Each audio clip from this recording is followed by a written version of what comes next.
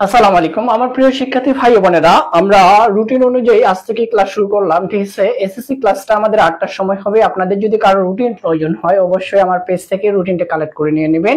ইনশাআল্লাহ এই রুটিন অনুযায়ী আমরা এই ক্লাসগুলো এগিয়ে নিয়ে যাব। ঠিক আছে, আচ্ছা আজকে আমাদের ক্লাসটি হবে যে ঘনবস্তু সম্পর্কে যে অঙ্কগুলো আমাদের আসে, যেগুলো আমাদের এমসিকিউতে খুবই কাজে লাগে, এই অঙ্কগুলো আমরা নিয়ে আলোচনা করব। ইনশাআল্লাহ শুরু থেকে শেষ পর্যন্ত লাইভটি দেখব, তাহলে সবগুলো সমস্যাই আজকে আমরা সমাধান করতে পারবো।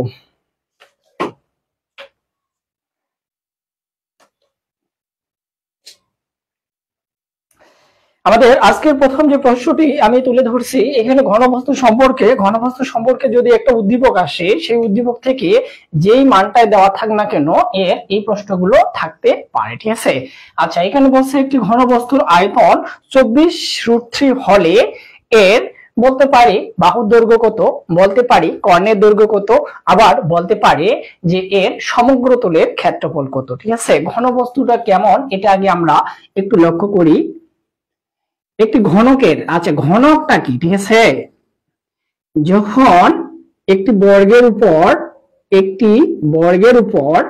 আরেকটি বর্গ স্থাপন করা হবে, একটি বর্গের উপর যখন আরেকটি বর্গ স্থাপন করা হবে, তখন যে ঘনবস্তু উৎপন্ন হয় তাকে বলে ঘনক। তাকে কি বলে? ঘনক। তার মানে এই চিহ্নটা হলো আমাদের ঘনকের চিহ্ন। একটি বর্গের উপর আরেকটি বর্গ স্থাপন করলে যে ঘনবস্তু উৎপন্ন হয় তাকেই বলা হয় ঘনক। ঠিক আছে, আচ্ছা ঘনকের দৈর্ঘ্য, প্রস্থ এবং উচ্চতা সমান থাকে। এর দৈর্ঘ্য তারপরে ইকুয়াল প্রস্থ, এরপরে কি হবে? ইকুয়াল উচ্চতা। তার মানে দৈর্ঘ্য, প্রস্থ, উচ্চতা যদি একই থাকে সেক্ষেত্রে সেটা হবে আমাদের ঘনক। ঠিক আছে, তাহলে এর দৈর্ঘ্য, প্রস্থ এবং উচ্চতা এগুলোকে আমরা এ দ্বারা প্রকাশ করব। কি দ্বারা প্রকাশ করব? এ দ্বারা প্রকাশ করব। একটি আয়তাকার ঘনবস্তুর আয়তন যদি আমরা চিন্তা ভাবনা করি, আয়তাকার ঘনবস্তুর আয়তন এবিসি হয়, কিন্তু ঘনকের আয়তন কি হয়? কারণ এর জায়গায় এ, বি এর জায়গা তো এ, সি এর জায়গায় এ, তাহলে এটা যদি ঘনবস্তুর আয়তন হয় সেই আয়তনটা হলো আয়তাকার ঘনবস্তু, তাহলে ঘনকের আয়তনটা কি হবে? ঘনকের আয়তনটা হবে a কিউব। ঠিক আছে, আর এই মানটাই উদ্দীপকে দেওয়া আছে। কত দেওয়া আছে? 24√3 দেওয়া আছে। তাহলে আমরা জানি যে ঘনকের আয়তন a কিউব, আমরা এখানে লিখবো a কিউব সমান 24√3। 24 কি? √3। ঠিক আছে, আচ্ছা এখান থেকে আমাদের a এর মানটা বের করতে হবে। a এর মানটা আমরা কিভাবে বের করব? এই মানটাকে কার উপর কিউব করলে 24√3 হয় এটাকে আমরা চিন্তা ভাবনা করব। ঠিক আছে, আচ্ছা আপাতত 24টাকে আমরা এইভাবে লিখতে পারি যে 8 গুণন 3, আর এটার উপর আমরা এইভাবে √3 দিতে পারি। কেননা আমি যদি একটা √3 উপর কিউব দেই তাহলে 3√3 দাঁড়ায়। একটা √3 উপর কিউব দিলে কি দাঁড়াবে? 3√3 দাঁড়াবে। তাহলে যেহেতু এখানে √3 আছে, আমার 3√3 প্রয়োজন। ঠিক আছে, তাই আমরা এখানে কি করলাম? 3√3 বানায় নিলাম। তাহলে এখানে কি থাকবে? আমাদের 8 থাকবে। তাহলে এই 8 মানে আমরা লিখতে পারি 2 এর উপর কিউব, আর এই 3√3 মানে আমরা লিখতে পারবো √3 এর উপর কিউব। যেহেতু দুইটার উপর কিউব আছে তাহলে আমরা এইভাবে লিখতে পারবো যে 2√3 এটার উপর কিউব। 2√3 উপর যদি আমরা কিউব দেই তাহলে এটার মান দাঁড়াবে আমাদের 24√3। কত দাঁড়াবে?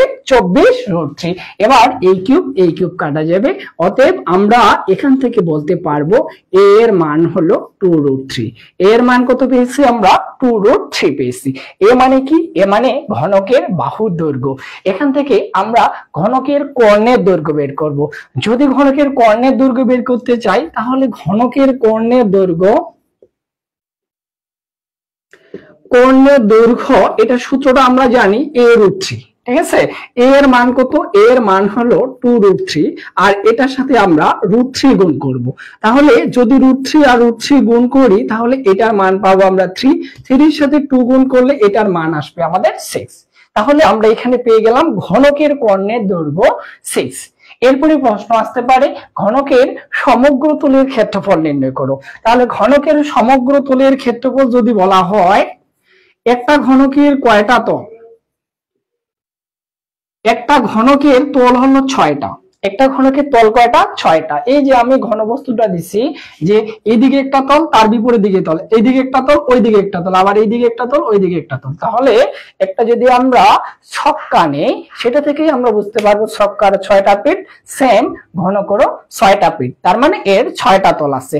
আর প্রত্যেকটা তল এক একটা বর্গ, প্রত্যেকটা তল এক একটা কি বর্গ।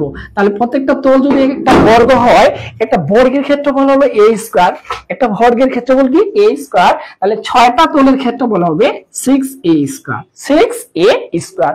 এক্ষেত্রে আমরা লিখবো 6 ইনটু a এর জায়গায় এই মানটা বসাবো, যে মানটা পেয়েছি আমরা 2√3, এটার উপর স্কয়ার দিয়ে দিব। ঠিক আছে, তাহলে এখানে ক্যালকুলেশন করলে আমরা পাবো 6 6 আছে, 2 এর উপর স্কয়ার দিলে 4, আর √3 স্কয়ার রুট কাটা গেলে এখানে 3 থাকবে। ঠিক আছে, তাহলে 3 4 12, 6 12 72।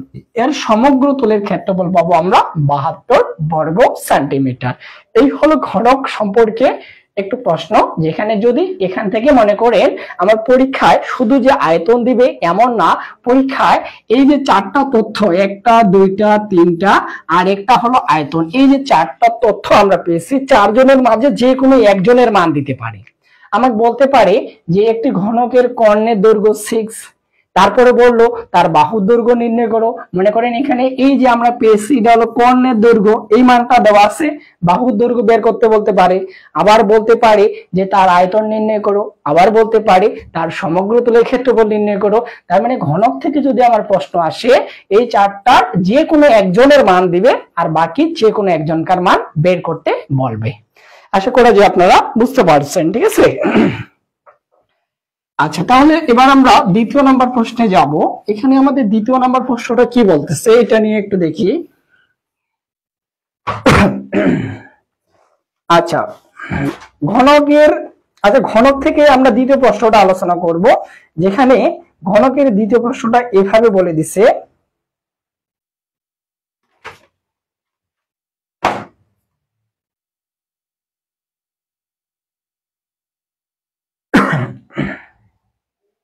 একটি ঘনকের সম্পূর্ণ পৃষ্ঠের ক্ষেত্রফল এইভাবে দিয়ে দিছে।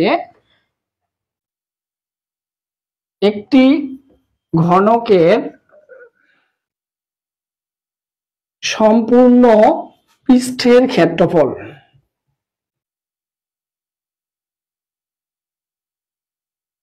216 বর্গমিটার, 216 বর্গমিটার। আচ্ছা, এখান থেকে আমাদের প্রথম প্রশ্নটা বলল যে ঘনকের বাহুর দৈর্ঘ্য কত, বাহুর দৈর্ঘ্য কত। 1 নাম্বার প্রশ্ন এইভাবে থাকতে পারে। 2 নাম্বারে বলতে পারে ঘনকের কর্ণের দৈর্ঘ্য কত, কর্ণের দৈর্ঘ্য কত। 3 নাম্বারে থাকতে পারে ঘনকের আয়তন কত, আয়তন কত। 4 নাম্বারে আসতে পারে ঘনকের পৃষ্ঠতলের কর্ণের দৈর্ঘ্য কত, কর্ণের দৈর্ঘ্য কত? এখানে দুটো গুরুত্বপূর্ণ প্রশ্ন আছে, একটা হলো ঘনকের কর্ণের দৈর্ঘ্য আর একটা হলো পৃষ্ঠতলের কর্ণের দৈর্ঘ্য। একটা ঘনকের কর্ণের দৈর্ঘ্য মানে সরাসরি কর্ণের দৈর্ঘ্য, আরেকটা বলতে পারে পৃষ্ঠতলের কর্ণের দৈর্ঘ্য। এই দুটার মধ্যে অবশ্যই পার্থক্য আছে, এই পার্থক্যটা আমরা অবশ্যই এখান থেকে ক্লিয়ার করব। আচ্ছা, এখানে যে মানটা দিচ্ছে এটা হলো ঘনকের সমগ্র তলের ক্ষেত্রফল, তাই না? তাহলে একটি ঘনকের, আমরা একটু আগে আলোচনা করছিলাম যে একটি ঘনকের তল থাকে 6টা। কয়টা তল থাকে? 6টা তল থাকে। তাহলে এর প্রত্যেকটা তল উৎপন্ন হয় বর্গ থেকে। এর প্রত্যেকটা তল উৎপন্ন হয় কোথা থেকে? বর্গ থেকে। একটা বর্গের ক্ষেত্রফল যদি আমার a স্কয়ার হয় তাহলে 6টা বর্গ উৎপন্ন করবে, কারণ 6টা তল মানে প্রত্যেকটা তলে এক একটা বর্গ থাকতেছে। তাহলে 6টা বর্গের ক্ষেত্রফল হবে আমাদের 6a স্কয়ার। এটা হলো সমগ্র তলের ক্ষেত্রফল, আর এই মানটাই আমার এখানে দেওয়া আছে। তাহলে আমরা এখানে লিখব যে 6a স্কয়ার এটা সমান হলো 216। আমরা এখান থেকে a এর মান বের করব। a স্কয়ার সমান 216 কে আমরা 6 দ্বারা ভাগ করব। এরপরে লিখব a স্কয়ার সমান এখানে 3 6 18 আবার 6 6 36 মানে 36। অতএব আমরা পেয়ে যাচ্ছি a এর মান √36 মানে 6। এ মানে আমরা বাহুর দৈর্ঘ্য পেয়ে গেছি, আর কোনো প্রশ্ন নাই। আমরা যখন ঘনকের বাহুর দৈর্ঘ্য বের করতে পারবো তখন ঘনকের গোষ্ঠী উদ্ধার করে দিয়ে আসতে পারবো। এবার বলছে ঘনকের কর্ণের দৈর্ঘ্য কত? তাহলে ঘনকের কর্ণের দৈর্ঘ্য আমরা জানি a√3। তাহলে a√3 সমান আমরা লিখতে পারি কত? 6√3। এটার আনসার হয়ে গেল, ঠিক আছে? আবার বলতে পারি ঘনকের আয়তন কত? তাহলে ঘনকের আয়তন, যে কোনো ঘনবস্তুর আমরা যখন আয়তন বের করতে যাই তখন আমরা দৈর্ঘ্য গুণন প্রস্থ গুণন উচ্চতা করি, তাই না? আয়তন মানে কি? দৈর্ঘ্য গুণন প্রস্থ গুণন উচ্চতা। যেহেতু বিষয়টা হলো ঘনক নিয়ে যার দৈর্ঘ্য প্রস্থ এবং উচ্চতা সমান, তাই এর আয়তন আমরা বলতে পারি এটার আয়তন হলো a3। তাহলে a3 বলতে এর জায়গায় মান বসাবো, যেমন এর জায়গায় মান হলো 6, 6 এর উপর আমরা কিউব দিয়ে দেব। তাহলে 6 এর উপর কিউব দিলে হলো কত আমাদের? 216। এটা হলো ঘনকের আয়তন। তাহলে আয়তন মানে ঘন একক লিখবো। যদি এখানে ঘন মিটার থাকে তাহলে আমরা এখানে বর্গ মিটার থাকলে ঘন মিটার দিয়ে দিচ্ছি, ঠিক আছে? তাহলে ঘনকের আমরা আয়তনটাও ক্লিয়ার করলাম। এখান থেকে সবচেয়ে ইম্পর্টেন্ট যে প্রশ্নটা, এটা হলো পৃষ্ঠতলের কর্ণের দৈর্ঘ্যটা কি? ঘনকের তো একটা কর্ণের দৈর্ঘ্য আমরা জানি যে কর্ণের দৈর্ঘ্য হলো a√3, কিন্তু যদি পরীক্ষায় আমার পৃষ্ঠতলের কর্ণের দৈর্ঘ্য আসে তখন আমরা কি করব? ঘনকের পৃষ্ঠতলের কর্ণের দৈর্ঘ্য মানে হলো বর্গের কর্ণের দৈর্ঘ্য। তাহলে মনে রাখবেন ঘনকের পৃষ্ঠতলের কর্ণের দৈর্ঘ্য, পৃষ্ঠতলের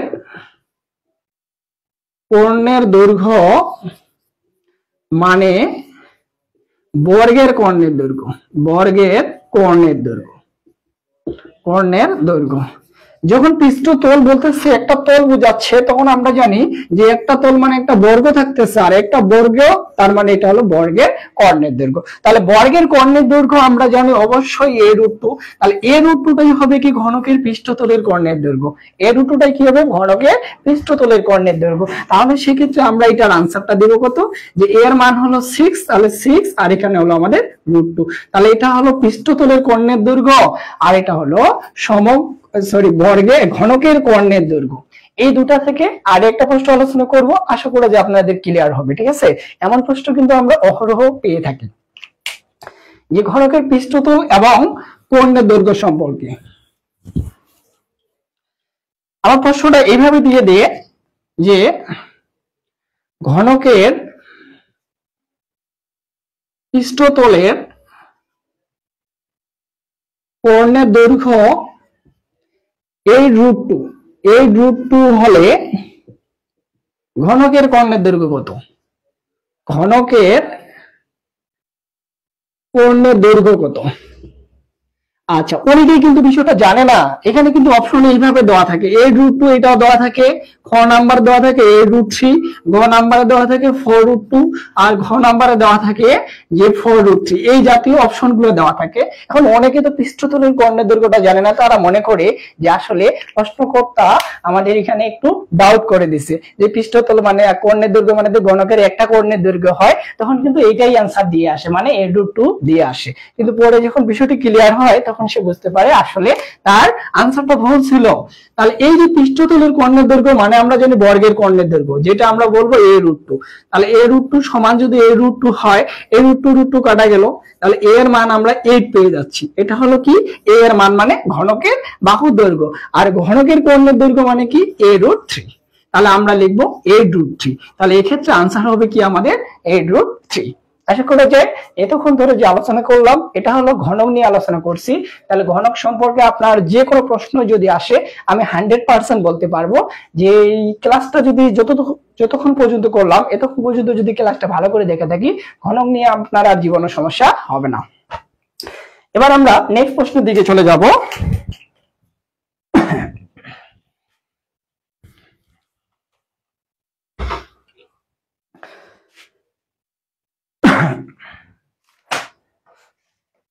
আচ্ছা, নেক্সট প্রশ্নটা হলো ব্যালন নিয়ে আমরা আলোচনা করব। সমবৃত্তভূমিক ব্যালন একটি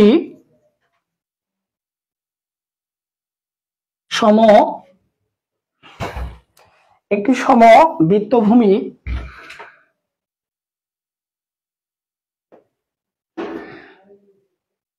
সিলিন্ডারের ভূমির ব্যাসার্ধ 3 সেন্টিমিটার, ভূমির ব্যাসার্ধ 3 সেন্টিমিটার এবং উচ্চতা 7 সেন্টিমিটার। এখানে প্রশ্ন হলো ব্যালনটির বক্রতলের ক্ষেত্রফল নির্ণয় করো।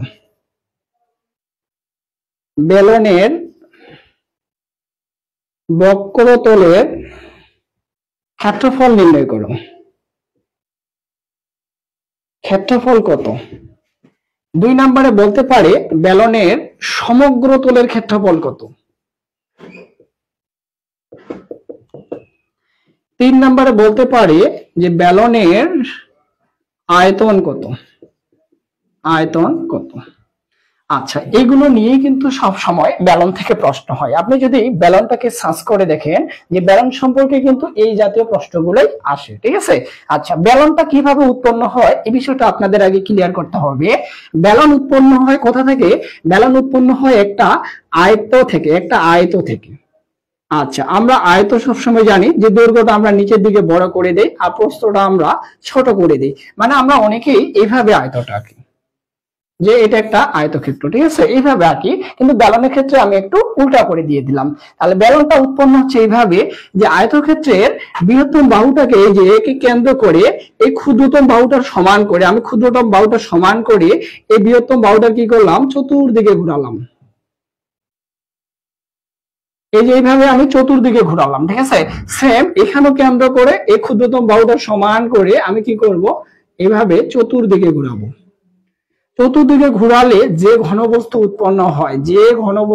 উৎপন্ন হয় তাকে ব্যালন বা সিলিন্ডার বলে।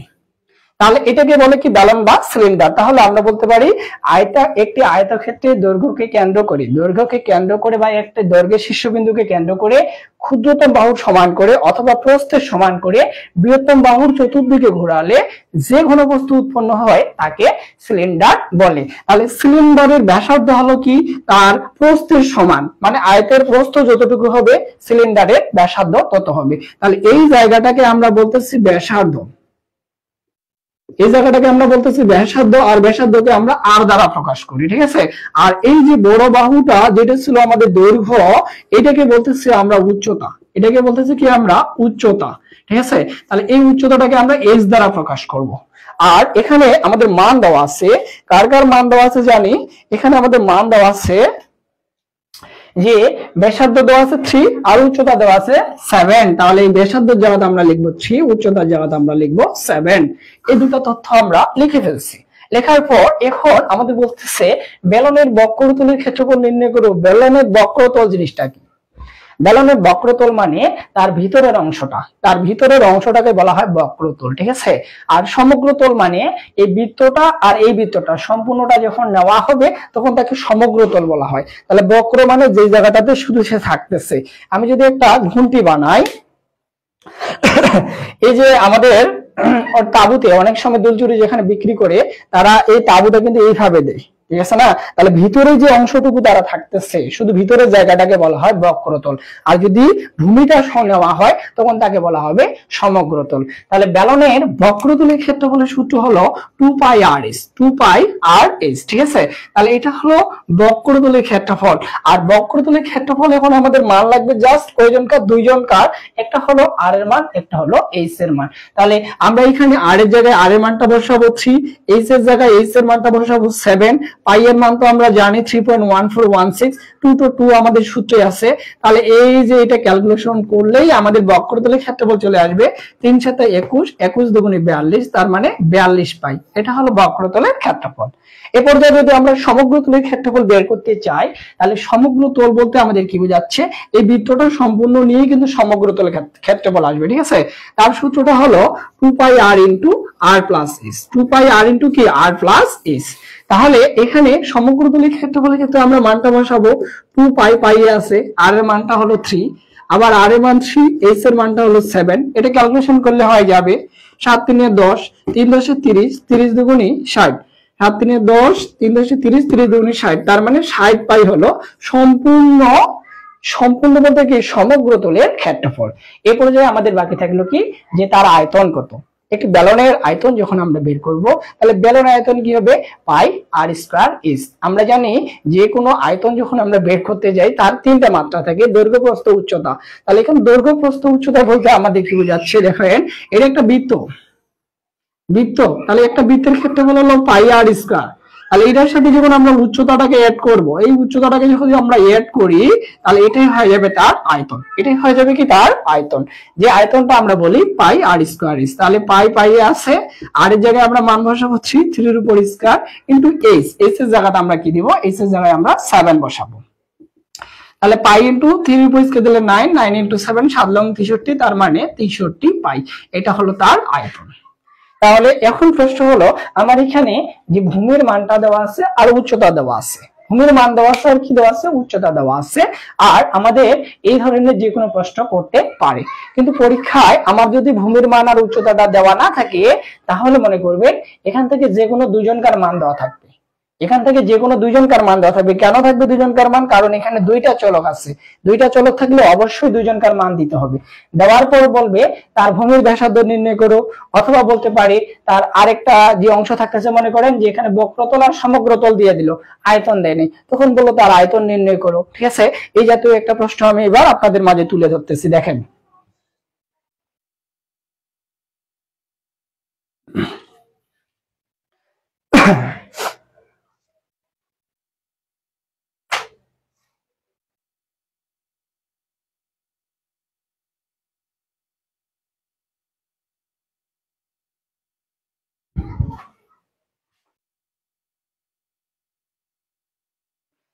আচ্ছা, প্রশ্নটা আমাদের এইভাবে দেওয়া আছে যে একটি বেলনের আয়তন,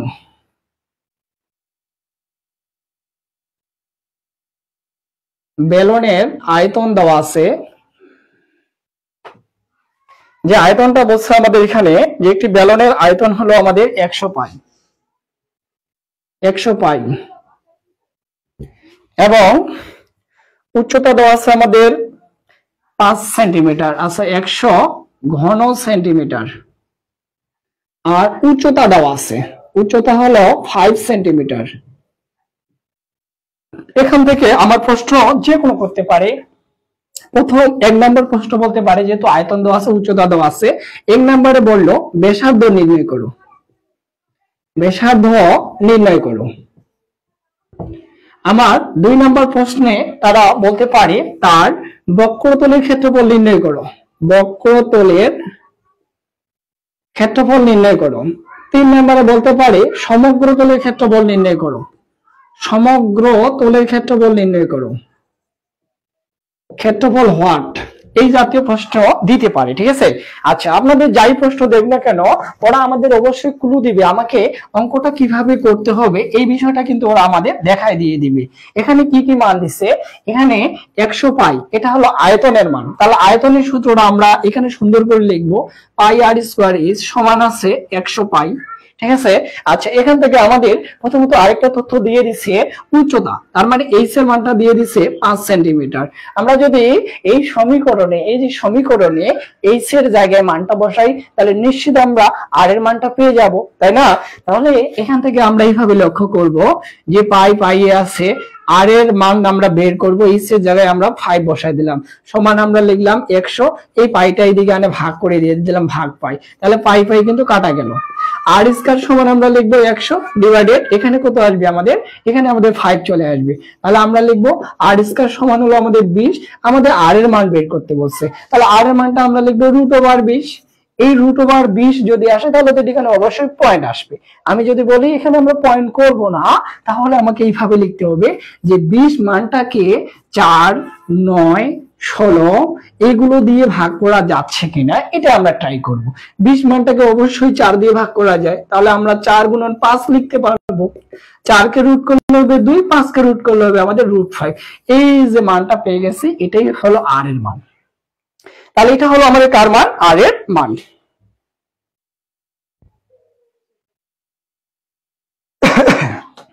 কি হচ্ছে,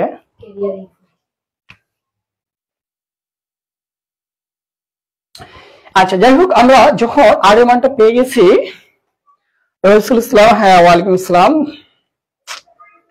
আচ্ছা, আর এর মানটা যখন আমরা পেয়ে গেছি তখন আমরা এই যে বক্রতলের ক্ষেত্রফল নির্ণয় করতে পারবো, সমগ্রতলের ক্ষেত্রফল নির্ণয় করতে পারবো।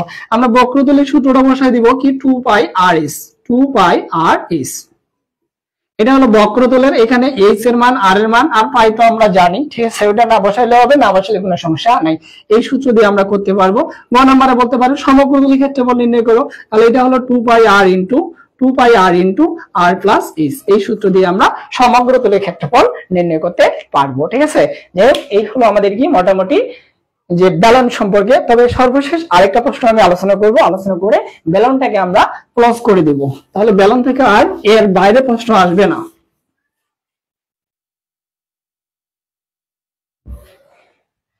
আচ্ছা, ব্যালন থেকে 3 নাম্বার যে প্রশ্নটা, যেখানে দুইটি অংশ নিয়ে থাকবে আমাদের,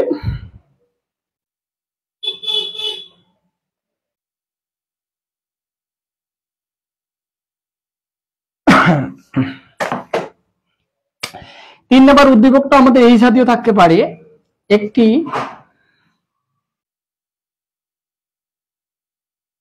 ব্যালনের বক্রতলের ক্ষেত্রফল,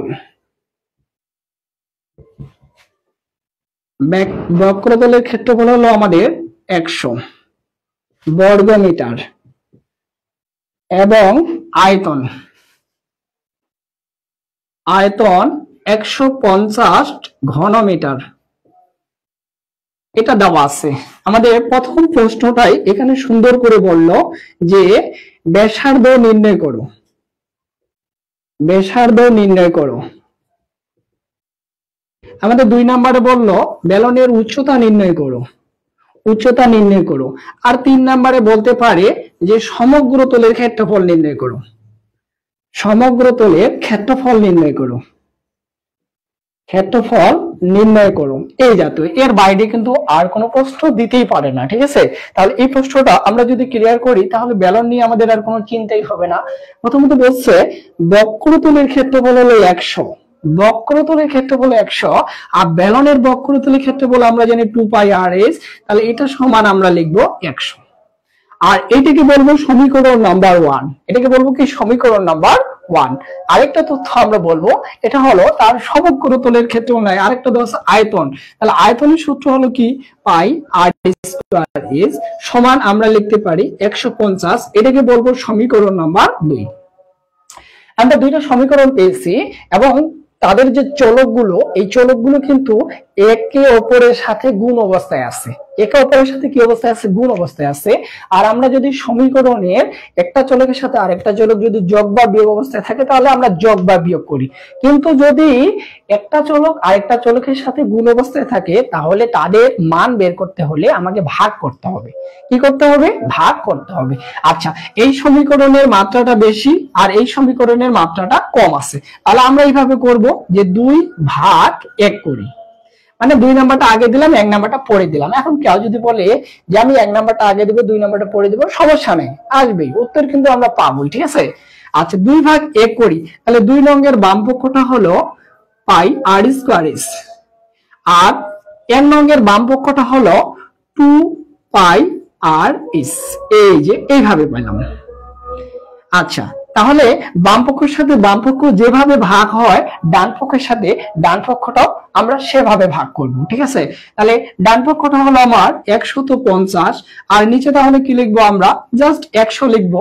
এখান থেকে আমরা কার মান বের করতে পারবো দেখি, কাটাকাটি করার পরে কি অবশ্যই থাকতেছে, এই পাই কাটা যাবে, এস কাটা যাবে, উপরে 2টা আর নিচে একটা আর, 2টা আর থেকে একটা আর যদি কাটি তাহলে একটা আর থাকবে, নিচে থাকবে শুধুমাত্র 2। ডান দিকে কি থাকতেছে দেখেন তো, এই শূন্য কাটা যাবে, এইটাকে 5 দিয়ে ভাগ করতে পারি, এটাকে 5 দ্বারা ভাগ করতে পারি, তাহলে এখানে আমরা লিখতে পারি 3 5 15, 5 2 10, নিচে থাকলো 2। তাহলে সমীকরণের উভয় পক্ষে হরে হরে যদি সমান থাকে আমরা সেটা মানটা বাদ দিতে পারি, মানে এই 2 মান আর এই 2 মানটা আউট করে দিতে পারি। অতএব আমরা লিখবো r সমান 3। আমরা r এর মানটা বের করে ফেলছি, আর আর এর মানটা যখন পেয়ে যাচ্ছি তখন আর এর মানটা যে কোনো একটা সমীকরণে বসাই দিলেই আমরা কি পেয়ে যেতে পারি? এইচ পেয়ে যেতে পারি। সেটা 1 নাম্বারে বসাতে পারি, 2 নাম্বারেও বসাতে পারি। তাহলে এখানে আমরা লিখব যে 2 পাই আর এস সমান আমাদের 100 ছিল, 2 পাই এ আছে, আর আর এর জায়গায় আমরা মান বসাবো কত? 3 বসাবো, আর এইচটা আমরা বের করব, সমান আমরা লিখবো 100। তাহলে এখানে থাকবে 3 2 6, 6 পাই ইন্টু এইচ সমান হলো 100, তাহলে এইচ এর মান হলো 100 ডিভাইডেড 6 পাই, ঠিক আছে। আচ্ছা, তাহলে এক্ষেত্রে আমরা এটা ক্যালকুলেশন করলে এটা অবশ্যই পয়েন্ট আসবে, কারণ যেহেতু এখানে আমাদের পাই আছে, তার মানে আমরা এটা ক্যালকুলেশন করে মানটা বের করবো, আর এসএসসি তে আমাদের ক্যালকুলেটর এলাও আছে, ঠিক আছে।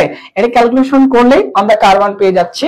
এইচ এর মান পেয়ে যাচ্ছি। তাহলে এইচ আর যদি পেয়ে যাই, আপনার সিলিন্ডার সম্পর্কে যাই বলুন না কেন আপনি নিঃসন্দেহে সবগুলো মান বের করতে পারবেন, ঠিক আছে।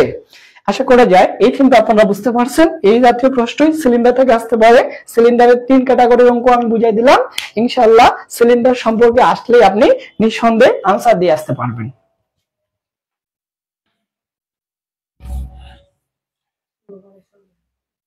দেখো,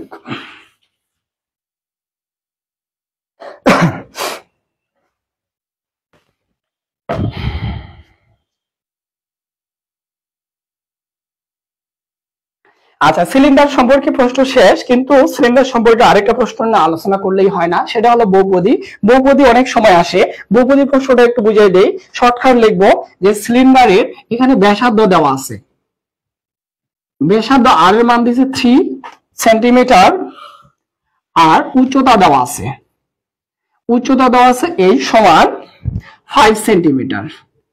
আচ্ছা, 1 নম্বরে আয়তন বের করতে বলছে, আয়তন আমরা বের করতে পারি সূত্র দিয়ে, ঠিক আছে। আমাদের বহুপদীটাতে আমরা যাই। আচ্ছা, বহুপদীতে প্রথম বলছে ভূমির পরিধি, তাহলে ভূমির পরিধি হলো 3 পাই, এত সেন্টিমিটার। তারপর 2 নম্বর বলছে ভূমির ক্ষেত্রফল, এটা কিন্তু বেলনের, ঠিক আছে। তাহলে ভূমির ক্ষেত্রফল বলতেছে 9 পাই বর্গ সেন্টিমিটার। 3 নম্বর বলছে বক্রতলের ক্ষেত্রফল, তাহলে এখানে বক্রতলের ক্ষেত্রফল বলতেছে যে 30 পাই এত সেন্টিমিটার। আচ্ছা, এই প্রশ্নটা এবার আমরা সলভ করব, ঠিক আছে। এই প্রশ্নটা যখন আমরা সলভ করতে যাব তখন আমাদের অবশ্যই চিত্রটা মনে রাখতে হবে। কি মনে রাখতে হবে? চিত্রটা মনে রাখতে হবে। এখন চিত্রটা কি? চিত্রটা ছিল আমাদের যে একটি একটি আয়তের দৈর্ঘ্যের চারদিকে যখন ক্ষুদ্রতম বাহু নিয়ে আমরা যখন একটা বৃত্তচাপ ঘোরাবো তখন যে ঘনবস্তু হয় সেটা হলো আমাদের সিলিন্ডার, তাই না?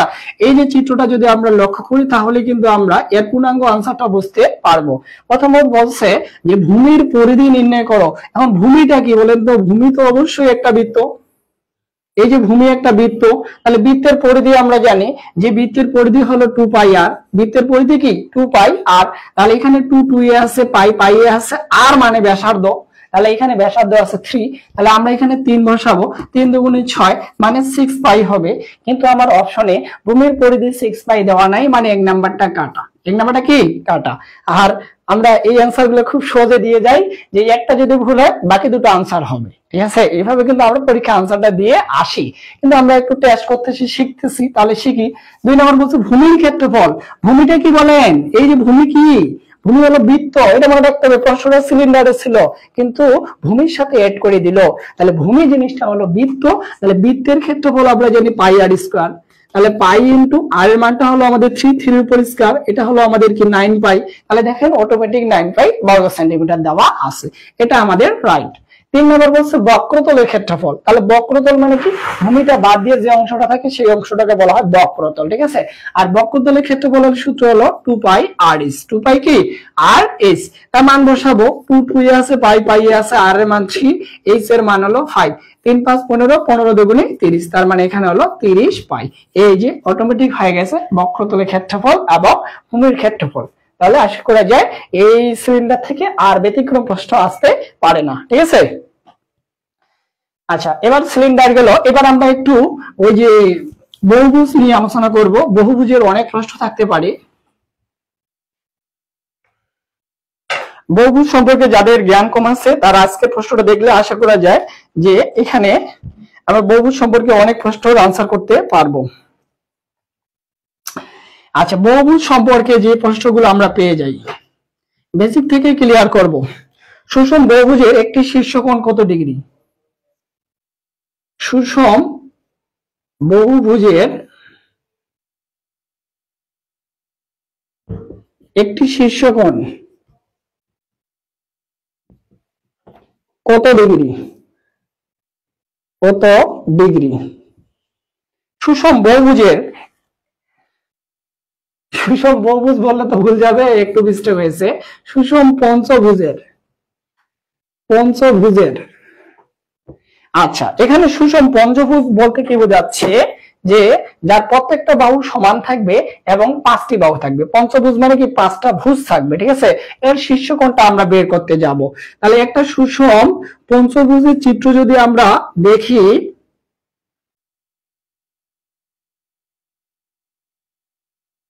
এরকম হতে পারে। এই যে ভুজ আছে কয়টা? 1টা 2টা 3টা 4টা 5টা। শীর্ষকোণ বলতে এই কোণগুলোকে বোঝায়, এই কোণগুলোকে বোঝায়, এগুলো হলো শীর্ষকোণ, ঠিক আছে? আচ্ছা, শীর্ষকোণের এখানে বলছে যে একটি কোণের মান কত। এর বেসিকটা যদি আমরা ক্লিয়ার করতে পারি আমরা সারা জীবন এই আনসারটা দিতে পারবো। এটার জন্য প্রথমত আমরা এখানে একটু আসি। এই একটা ত্রিভুজ, একটা ত্রিভুজের বাহু কয়টা বলেন তো? 1টা 2টা 3টা। তাহলে 3টি বাহু দ্বারা কয়টা ত্রিভুজ উৎপন্ন হয়? একটি ত্রিভুজ উৎপন্ন হয়। তাহলে একটি ত্রিভুজ উৎপন্ন হয়। আমি যদি একটা চতুর্ভুজ দিয়ে দিই, মনে করে একটা চতুর্ভুজ দিলাম, তাহলে এখানে কয়টা ত্রিভুজ? একটা কর্ণ যোগ করা যাচ্ছে। তাহলে কয়টা ত্রিভুজ হবে? এখানে 2টা হবে। এখন অনেকে বলতে পারে এই দিক থেকে তো যোগ করতে পারবো, কিন্তু একটা কর্ণ আরেকটা কর্ণের সাথে যেন ছেদ না করে, ছেদ করা যাবে না।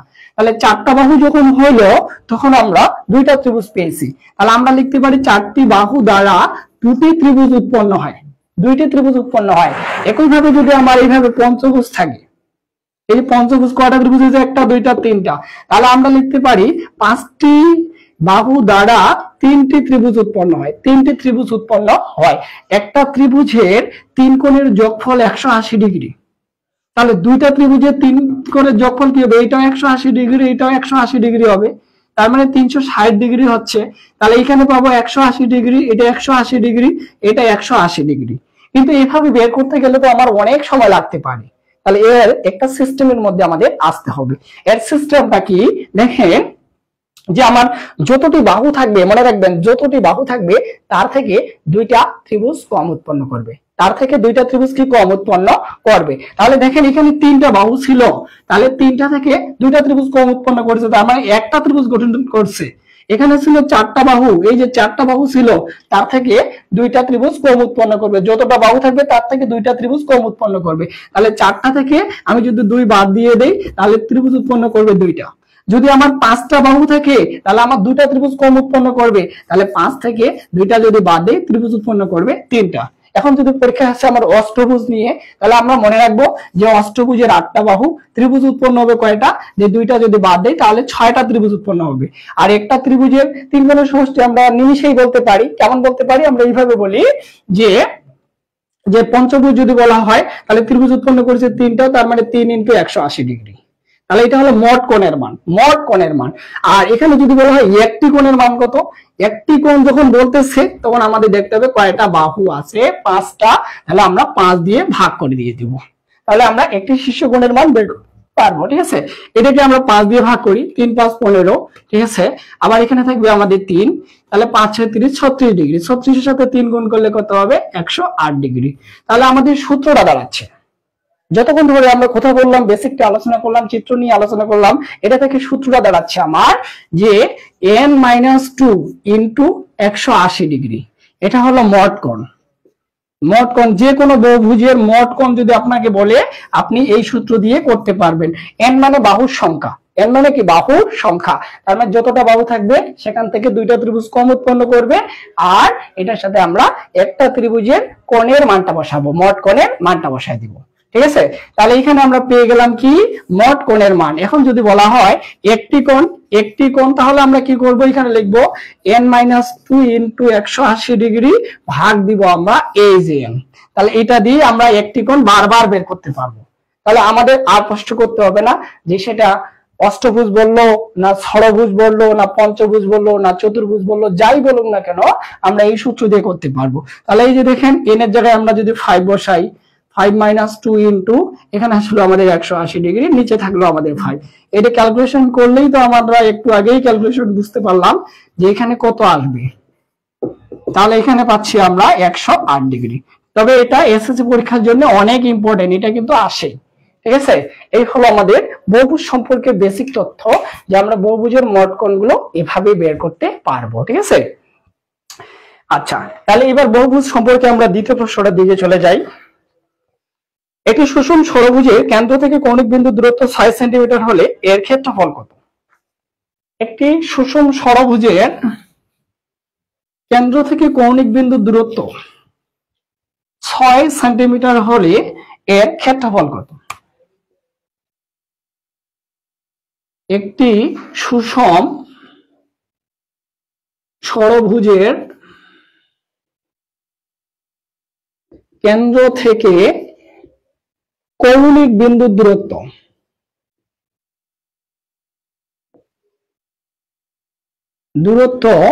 6 সেন্টিমিটার হলে এর ক্ষেত্রফল কত?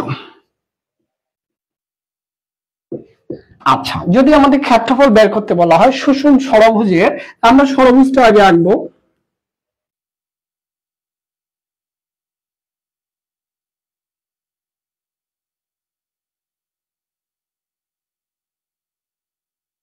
আচ্ছা, একটা ষড়ভুজ আনুমানিক আঁকলাম, এটার নাম লিখলাম এ বি সি ডি, তারপরে ই এফ, এটা ও, এটা হলো কেন্দ্র।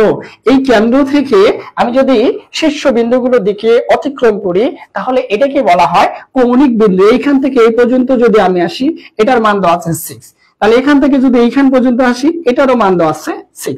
একইভাবে এগুলো প্রত্যেকটার মান 6 করে দেওয়া আছে। আর আমাদের বলছে এই ষড়ভুজটির ক্ষেত্রফল নির্ণয় করো। আচ্ছা, সর্বপ্রথম আমরা কি করব?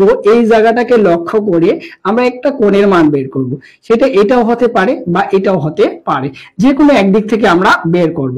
এটা 6 মানে এটাও 6। ঠিক আছে, আচ্ছা, একটা ত্রিভুজকে যদি আমি ফলো করি, যে এটা এ, এটা বি, এটা ও, এই মানটা দেওয়া আছে থিটা, আর এটা হলো 6, এটা হলো 6। তাহলে এই কোণটা হলো এই বাহুদ্বয়ের অন্তর্ভুক্ত কোণ। এই বাহুদ্বয়ের কি অন্তর্ভুক্ত কোণ, এটা সম্পর্কে আমরা যে 16.1 এ একটা প্রশ্ন পেয়েছিলাম। অন্তর্ভুক্ত কোণের ক্ষেত্রে ত্রিভুজের ক্ষেত্রফল হলো half AB sin theta. Half A B কি সাইন থিটা, ঠিক আছে। আচ্ছা এ আর বি কি, এ হাফ এ মানে কি একটা বাহু, বি মানে আরেকটা বাহু। একটা বাহু যদি 6 হয়, আরেকটা বাহু এখানে 6 আছে, তাহলে 6 × 6, বাকি থাকলো সাইন থিটা। তাহলে আমাকে থিটার মানটা অবশ্যই লাগবে।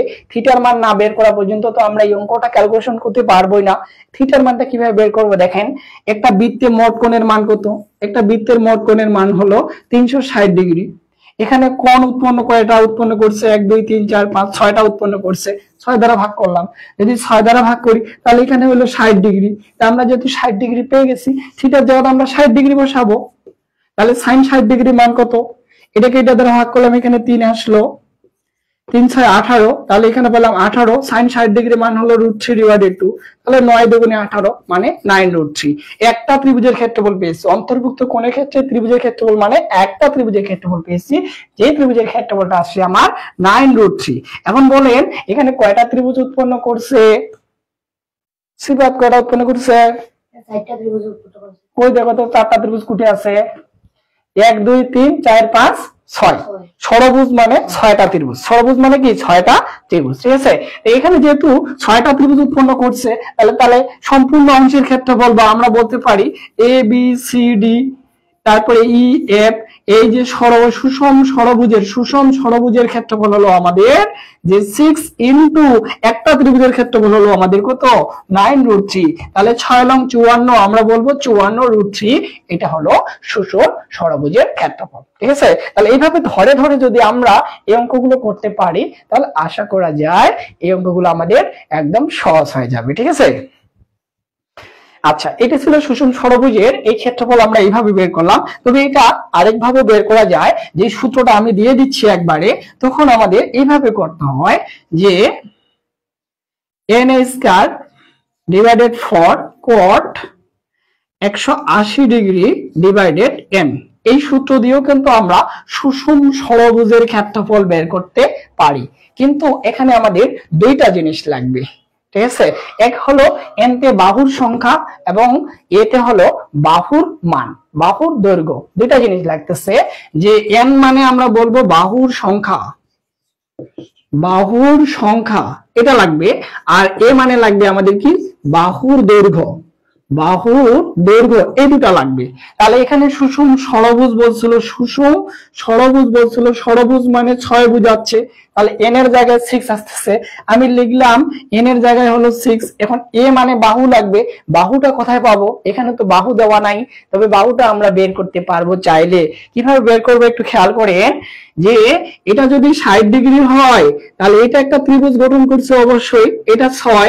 তা আমরা জানি একটা ত্রিভুজের যদি দুটি বাহু সমান থাকে, এই দিকে খেয়াল করেন একটু, এই যে এই বাহুটা সমান, তার মানে এই কোণটাও এই কোণটা সমান, তাহলে এই কোণটা আমরা পেয়ে গেছি 60 ডিগ্রি, এটা 6 এটা 6, তাহলে এই বাকি দুটো কোণ মিলে কি 120 ডিগ্রি হবে। 120 ডিগ্রিকে 2 দ্বারা ভাগ করলে এটাও 60 ডিগ্রি হবে, আর এটাও 60 যখন হয়ে গেছে, তখন আমরা নিঃসন্দেহে বলতে পারবো এটা একটা কি ত্রিভুজ? এটা একটা হলো সমবাহু ত্রিভুজ, যে সমবাহু ত্রিভুজের প্রত্যেকটা বাহু সমান হয়। তাহলে আমরা এইটার মান পেয়েছি, তাহলে এটাই হলো বাহু, এটাই হলো কি বাহু। এই যে বাহু পেয়ে গেলাম, বাহুর মান 6, তাহলে এর জায়গায় আমরা 6 বসাতে পারি। 6 এর উপর স্কয়ার ডিভাইডেড 4, তারপর আমরা লিখবো cot 180 ডিভাইডেড 6। তাহলে এখানে থাকলো 6 কে আমরা 2 দ্বারা কাটবো, তাহলে এখানে হবে 3, তাহলে 3 আর এটা 36 কে যদি আমরা 2 দ্বারা আবার কাটি, তাহলে এখানে হবে 18, ঠিক আছে। বাকি থাকলো আমাদের cot, এটাকে এটা দ্বারা ভাগ করলে হবে আমাদের কত ডিগ্রি? 60 ডিগ্রি। তাহলে 3 18 কত হবে? আচ্ছা আপাতত লাগলাম 3 × 18, আবার থাকলো cot 60 ডিগ্রি, cot 60 ডিগ্রি মান কি 1/√3, 1 ভাগ কি √3। তাহলে একটা 3 মানে কয়টা √3 হবে? একটা 3 মানে এখানে আমরা কয়টা √3 পাবো?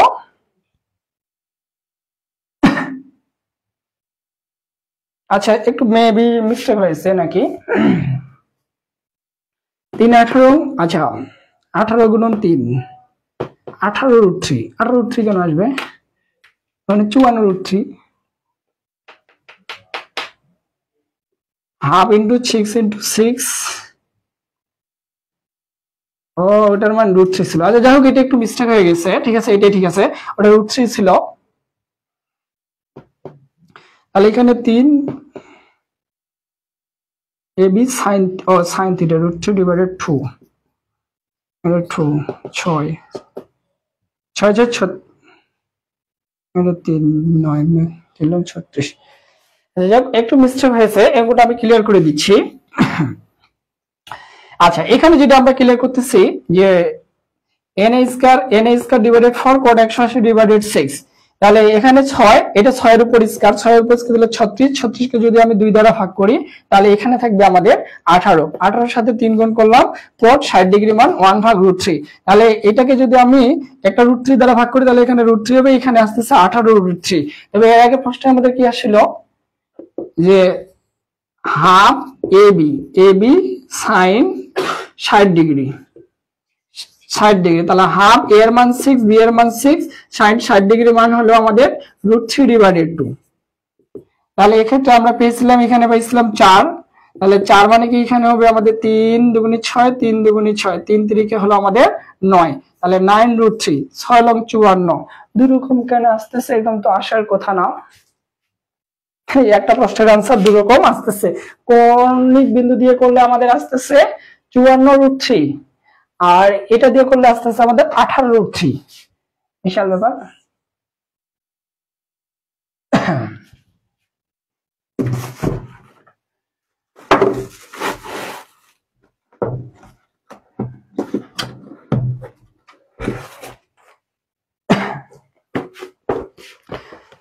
আচ্ছা 1 মিনিট বোর্ড বইটা দেখি।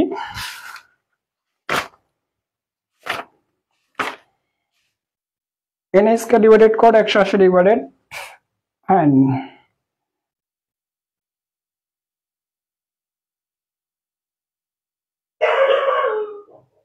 হাফ এবি সাইন থিটা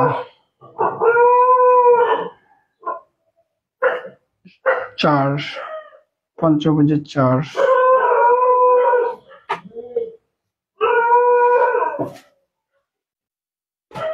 আচ্ছা আচ্ছা এখানে 180 কে এখানে এটা এরকম ভুল গেছে।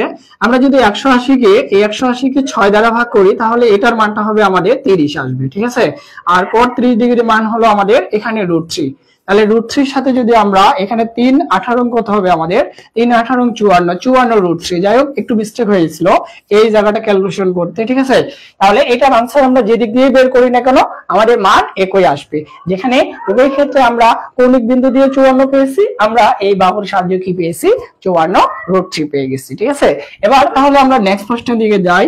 নেক্সট প্রশ্নটা কি আমাদের লাগবে এই বিষয়টা আপনাদের একটু ক্লিয়ার করব, যেটা হলো সুষম বহুভুজের কর্ণের সংখ্যা বের করা। সুষম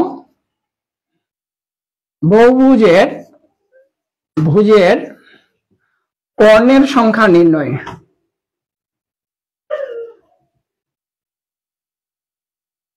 এটা আমাদের অনেক কাজে লাগবে। একটি বহুভুজ দেওয়া আছে, তার কর্ণের সংখ্যা কয়টি হবে এটা আমরা অনেকেই জানি না, এই বিষয়টা আমাদের একদম বেসিক থেকে ক্লিয়ার করে দিব, ঠিক আছে।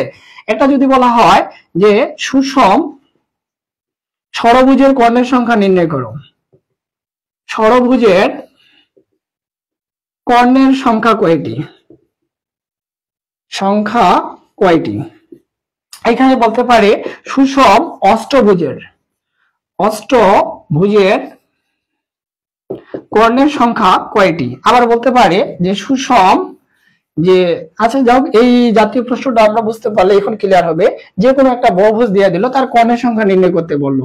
আমি একটা পঞ্চভুজে দিয়ে দিলাম 1 2 3 4 5, এই যে আমি একটা কি দিলাম পঞ্চভুজ দিয়ে দিলাম, ঠিক আছে। এই পঞ্চভুজটার কর্ণের সংখ্যা কয়টা হবে এটা বেসিক থেকে বুঝতে পারবো। আবার একটা চতুর্ভুজ দিয়ে দিলাম, এই চতুর্ভুজের কর্ণের সংখ্যা কয়টা হবে এটা বুঝতে পারবো। আবার একটা আমি এক দিয়ে দিলাম ষড়ভুজ দিয়ে দিলাম, এটার কর্ণের সংখ্যা কয়টা হবে এটাও আমরা একটা বেসিক থেকে ক্লিয়ার করে তারপরে আমি শর্টকাট নিয়মে কিভাবে বের করা যায় এই জিনিসটা আপনাদের মাঝে ক্লিয়ার করে দিব, ঠিক আছে।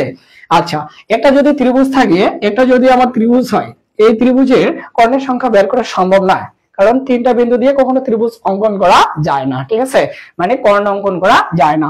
তাহলে তিনটা বিন্দু দিয়ে ত্রিভুজ গঠন করলেও তার কর্ণের সংখ্যা হয় না, তাহলে কর্ণ নাই। যদি চতুর্ভুজ হয়, একটা চতুর্ভুজের এখান থেকে যোগ করলে একটা কর্ণ পাই, এখান থেকে এটা যোগ করলে দুইটা কর্ণ আসে। তাহলে একটা চতুর্ভুজের কর্ণ হলো দুইটা। কর্ণ কয়টা? দুইটি। ঠিক আছে। আচ্ছা, তারপরে আমরা এবার পঞ্চভুজের দিকে যাই। পঞ্চভুজের আমি যদি নাম দেই A B C D E, এ থেকে আমি বি বিন্দুতে কর্ণ আঁকতে পারবো না, এ থেকে আমি সি বিন্দুতে ই বিন্দুতে কর্ণ আঁকতে পারবো না। তার মানে যেখান থেকে কর্ণ আঁকতে যাই না কেন, সেই বিন্দুটা থেকে তার পাশাপাশি দুইটা বিন্দু কখনো কর্ণ আঁকা যাবে না। তাহলে আমাদের এখান থেকে আমরা এটা একটা আঁকতে পারবো, এটা একটা আঁকতে পারবো। তাহলে আমরা এখানে দুইটা আঁকতে পারলাম। এই যে এ বিন্দু থেকে, বি বিন্দু থেকে আমি ই বিন্দুতে আঁকতে পারবো, বি বিন্দু থেকে আমি ডি বিন্দুতে আঁকতে পারবো। এখান থেকেও দুইটা আঁকা গেছে। সি বিন্দু থেকে আমি ইতে আঁকতে পারবো, সি বিন্দু থেকে তো আর এ হবে না, কারণ এটা একটা কর্ণ হয়ে গেছে। আর ডি বিন্দু থেকে চাইলেও আর আমি অঙ্কন করতে পারবো না। এখন গোনায় দেখলে কয়টা কর্ণ আসছে সেটা আমরা বুঝতে পারবো। দেখেন, এ বিন্দু থেকে কর্ণ আঁকা হয়েছে একটা, এই যে দুইটা। আবার বি বিন্দু থেকে আমরা কর্ণ আঁকছি কয়টা? বি বিন্দু থেকে দুইটা কর্ণ আঁকছি। সি বিন্দু থেকে আমরা কর্ণ আঁকছি একটা, আর ডি বিন্দু থেকে আমরা আর কর্ণ আঁকতে পারে নাই। তাহলে আমি যদি এটা যোগ করি, তাহলে যোগ করলে হবে 4, 4 আর 1 5। তার মানে মোট কর্ণ হলো কয়টা? 5টা। তাহলে সুষম পঞ্চভুজের এই যে পঞ্চভুজ এর কর্ণ আছে কয়টা? 5টা আছে। এবার আমি যদি ষড়ভুজের দিকে যাই, এই যে আমি যদি একটা ষড়ভুজের দিকে লক্ষ্য করি, যে ষড়ভুজটা হলো আমার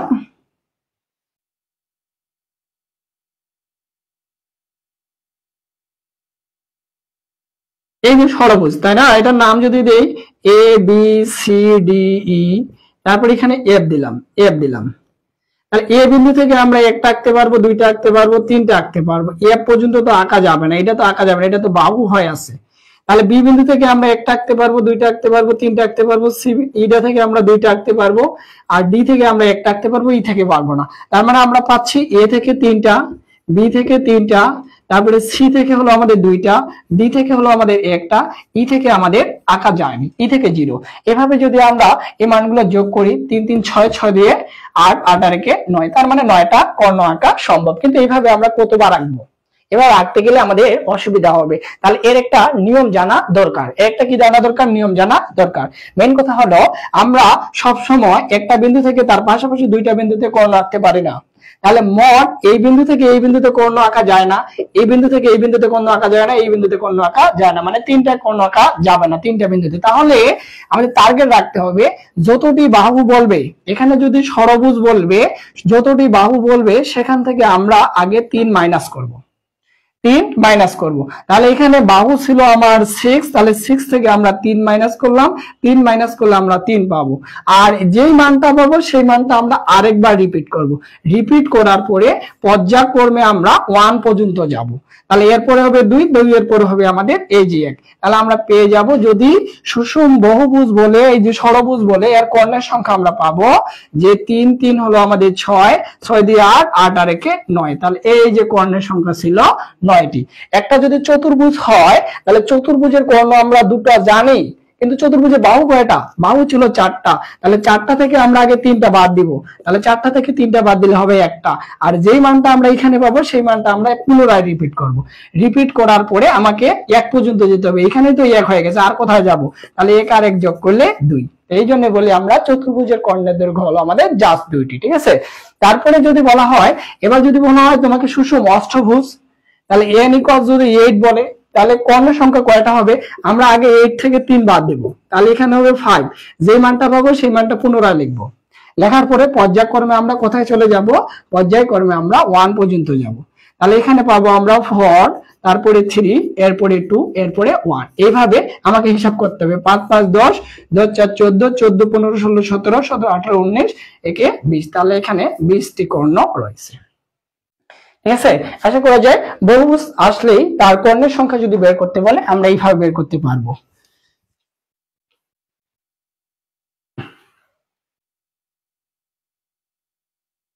আচ্ছা, এই ছিল আমাদের বহুভুজের কর্ণের সংখ্যা নির্ণয়। আর মোটামুটি আজকের ক্লাসটা আমাদের এখানেই শেষ। যে এখানে তেমন প্রশ্ন নাই, যে একটি পঞ্চভুজের শীর্ষকোণ এটা আমরা নির্ণয় করতে শিখছি। ষড়ভুজের প্রত্যেক কোণের মান কত, মোট কোণের মান বের করতে পারলে একটি কোণের মান বের করতে পারবো। ঠিক আছে, আজকে এই পর্যন্ত, ইনশাআল্লাহ আগামী লাইভ ক্লাসে দেখা হবে। আগামী লাইভ ক্লাসে থাকবে আমাদের 7টার সময় অষ্টম শ্রেণীর বৃত্তি পরীক্ষার প্রশ্ন নিয়ে আমরা আলোচনা করব। ঠিক আছে, আর এসএসসি এর জন্য ক্লাস হবে আমাদের সামনে শনিবার।